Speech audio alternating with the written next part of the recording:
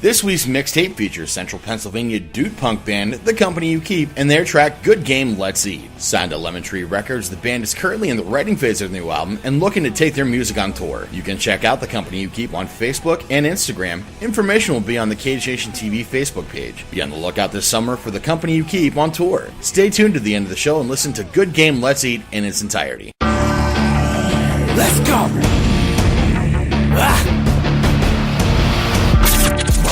You're listening to the Cage Nation TV Prizefight podcast. Coming to you from the Candid Cameron Studios in State College, Pennsylvania. Here's your host, Albert Cameron.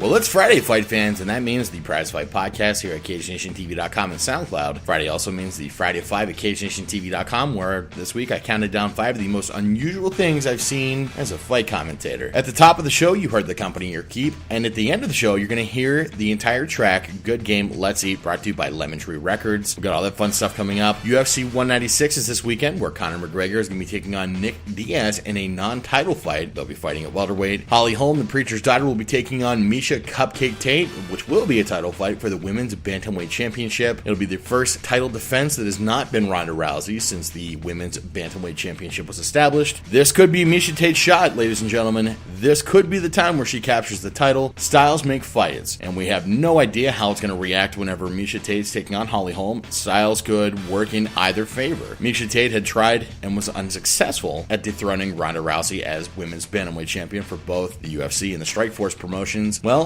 everyone's got a puncher's chance when it comes down to MMA and combat sports in total. That's the nature of the game. Misha Tate has as much chance against Holly Holm as anyone does, so that's a lot of good stuff that's coming down. Most importantly, well, to me anyway, most importantly, Gladiators of the Cage has announced their 20th outing, and it will be at Stage AE, and I gotta tell you, I could not be more excited. This week, the Gladiators of the Cage promotion announced an explosive fight card, and it's pretty big, ladies and gentlemen. I'm not gonna lie. Last week, we told you that Ethan the Wolverine Goss will be taking on Carlos Yanez. Brandon Soku Sailor will be taking on Corey Alexander. But then, 3 tremendous fights announced in addition to the main event of Joseph the Hitman Holt versus Justin Fast Eddie Edwards, which that fight will be a title fight for Gladiators of the Cage. As of right now, the weight class is unknown to me, but let's be honest, title fight main events, especially with guys who have as much experience as Joey the Hitman Holt and Justin Fast Eddie Edwards has, well, that's just awesome. And we've said it time and time again that Pennsylvania really doesn't put on mismatched fights. Now, in the undercard, right now scheduled, and of course, the entire fight card is subject to change. Completely subject to change.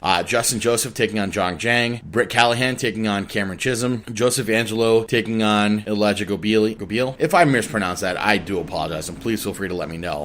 Goss versus Yanez. Sailor versus Corey Alexander. Fights coming up really caught my eye. Dan, the Bionic Fist of Justice, is coming back. He's taking on Isaac Steele. Of course, this fight likely at middleweight. It is a pro fight. 3 5-minute rounds. Dan Kakuta has not fought in professional mixed martial arts since he fought Jesse Murray at Pinnacle FC, which that Hail Mary elbow cut Jesse Murray wide open, and it's those 8 points of contact that makes Dan Kakuta a very dangerous human being. To quote a movie that was really big in my youth, Star Wars, ladies and gentlemen, the Death Star will be operational. Kamal Worthy has an opponent for Gladiators of the Cage 20. He'll be taking on Adrian Ortega. Also coming up at Gladiators of the Cage 20, Louis the Beast Rumsey, Gladiators of the Cage veteran, also Bellator veteran, will be taking on Robert Morrow. This is probably one of the most exciting pro fights I've seen out of Pittsburgh in a long time. We've got local favorites. We got guys who are coming from Pinnacle to Gladiators of the Cage, and again, there's no real bad blood between Pinnacle and Gladiators, which is good. When you have 2 promotions who you have extremely excellent talent going between one promotion and another, people who wins are the fight fans. So with Kamal Worthy making his Gladiators of the Cage debut, of course, Mark Cherico, the pride of Bloomfield, retired Gladiators of the Cage featherweight champion. Louis Rumsey, who had an incredible bout with Dustin the Dragon Spawn, where Louis Rumsey got repeatedly punched in the head and he kept going forward. He would not quit. He would not stop. Robert Morrow, his opponent for Gladiators of the Cage 20. Joey the Hitman Holt, title fight against Justin Fast Eddie Edwards. This is the kind of card that I really enjoy seeing out of the Pittsburgh area. When you have guys who are debuting amateurs like Justin Joseph, Zhang Jiang, Britt Callahan,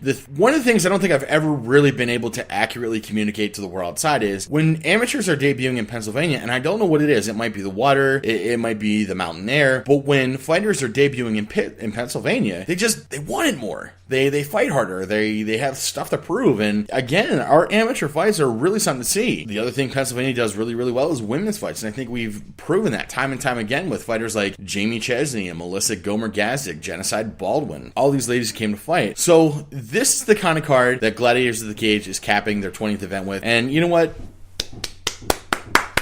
Nice job, Gladiators of the Cage. This is the kind of fight card that's exciting to see. The week after Gladiators of the Cage, Pinnacle FC has Dominic the Honey Badger Masada taking on Rob Hanna in the main event. Jake Chill Schilling also on that card as well. Now, I'm looking at the fight card on mixedmartialarts.com, and I kind of have to address the elephant in the room. Not on this card, and of course, the card being subject to change, it could be added at any time, was that Brett Showtime Schoenfeld versus Atomic Eric Attard is not on the card. Now, of course, it's been all over MMA media. We made sure we mentioned on CageNationTV.com that Brett Schoenfeld did have some legal issues this past week. Now, of course, the American judicial system, every man is innocent until he is proven guilty. Brett Schoenfeld is accused of some things. That does not mean he is guilty of those things. He has an accuser that's come forward. Brett Schoenfeld is due his day in court. Every man has his day in court, and until a jury of his peers finds him guilty, Brett Schoenfeld is an innocent man. Schoenfeld has been accused of several things: assault, traffic violations, theft, because he was accused of stealing someone's cell phone. And in the world that we come from, and when I'm talking to you guys, I'm mostly talking to the Pittsburgh area, but locally here, the Candid Camera Studios in State College, Pennsylvania, a lot of the guys we know are Altoona, Pennsylvania. That is a very intimate area. One person's cold is everybody's cold. So with Schoenfeld being accused of those things, the public has been very vocal about what they think of it. And because we are a small, intimate area, emotions get heated. You know people.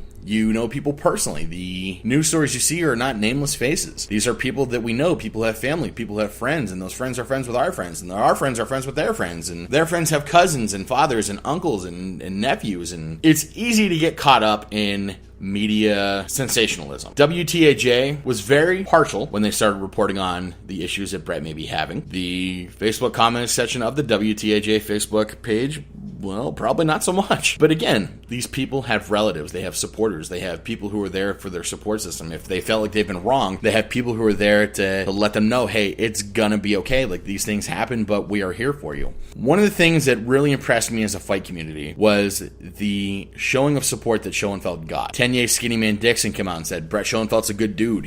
I can't believe these things. Melissa Gomer-Gazdic come out and said, hey, I know Brett Schoenfeld. What's going on? I don't believe it.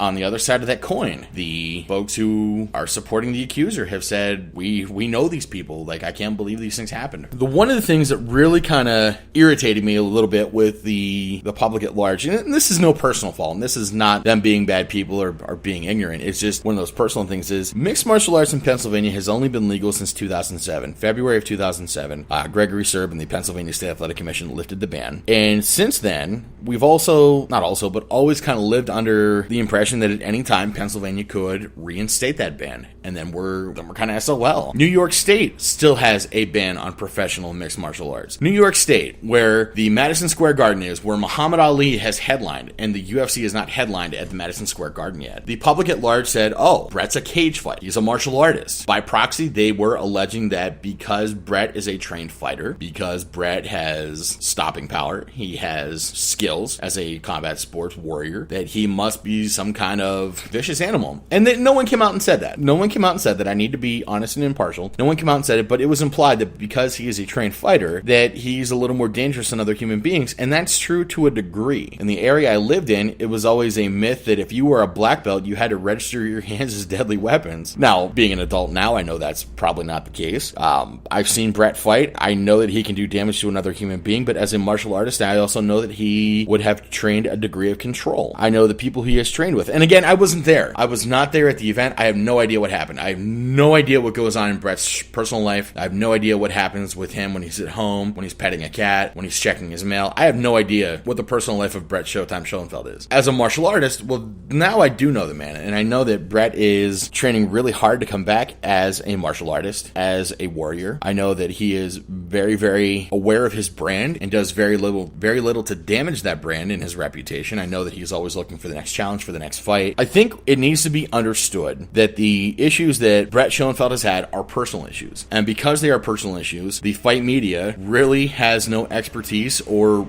really right to comment on what's going on in the man's personal life. The man has a history. He also has a future. Whatever that future holds for Brett Showtime Schoenfeld, as a human being, I hope it's a positive one. I hope he's able to make big positive changes in his life, and he's able to reach a life that he's dreamed of. Whatever those personal issues are, again, I can't comment on them. I hope for everyone involved that a peaceful resolution, a peaceful outcome is reached for everybody. And again, Brett could be added to the Gladiators of the Cage card here, 20th, anytime, any day now. Those cards are always subject to change, but as of right now, he is not on it. Let's not read too much into that. That could be promoters being careful. It could also be his opponent. Eric Attard could have always pulled out of that card. We have no idea. We have not heard from Attard. We have not heard from Gladiators of the Cage. It's a promotional event. Few things I am certain of. Death and taxes. Everything else is a gamble. I have hunches. I have suspicions. I have inclinations. And that instinct is telling me that the Gladiators of the Cage 20 card is going to be tremendous. And that's why I report on it. That's why I really enjoy going to Gladiators cards. That's why I really enjoy going to Pinnacle cards. Because I know these guys work hard. I'm able to identify potential. I'm able to recollect on the fights I've seen.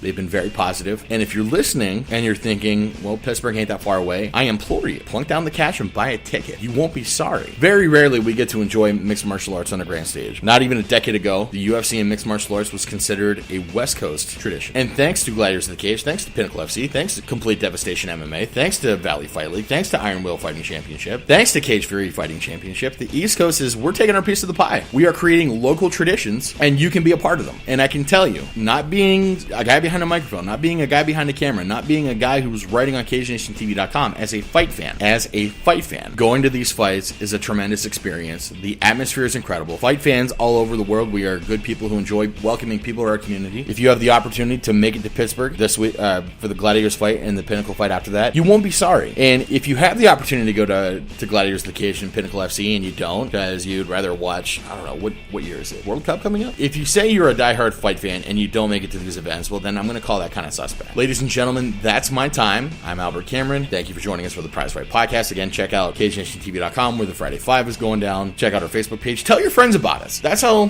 the sport grows. Fights are happening, and that's great. Telling your friends about the Prizefight Podcast, the Cage Nation TV, that's where they get to find out for themselves. That's where they get to do their own research. And I know that fight fans are intelligent, so if you have the opportunity, tell your friends about Cage Nation TV. Make sure you like us on Facebook, follow us on Twitter, follow us on SoundCloud. Taking us out of the Prizefight Podcast this week is The Company You Keep and their title track, Good Game, Let's Eat.